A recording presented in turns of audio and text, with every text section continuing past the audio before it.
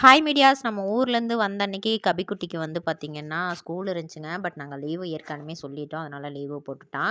இனேஸ்க்கு வந்து பார்த்திங்கன்னா நல்லா ஃபீவராக இருந்துச்சுங்க. அதனால் ஹாஸ்பிட்டல் போயிட்டு வரலாம் அப்படின்னு சொல்லிட்டு நாங்கள் எல்லாருமே கிளம்பிட்டோம்.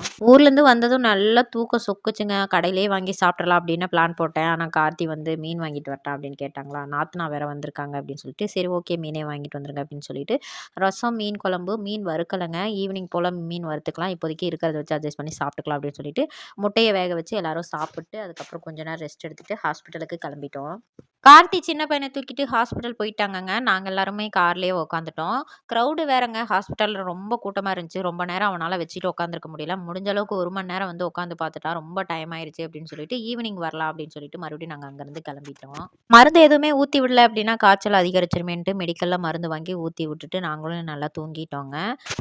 நைட்டுக்கு வந்து பார்த்தீங்கன்னா, சாப்பாடு, மீன் குழம்பு, மீன் வறுவலோட சாப்பிட்டோம். கார்த்தியும் கொழுந்தனாரும் வரதுக்கு முன்னாடியே நாங்க எல்லாருமே சாப்பிட்டோங்க.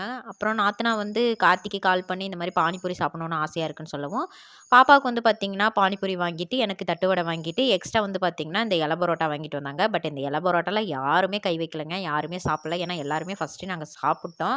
அதனால வந்து நாங்க தட்டு வடையும், பானிபூரியும் மட்டும் சாப்பிட்டு இந்த இலை பரோட்டா வந்து அப்படியே வேஸ்ட்டா போயிருச்சு. வீடியோ பிடிச்சிருந்தா சப்ஸ்கிரைப் பண்ணி சப்போர்ட் பண்ணுங்க.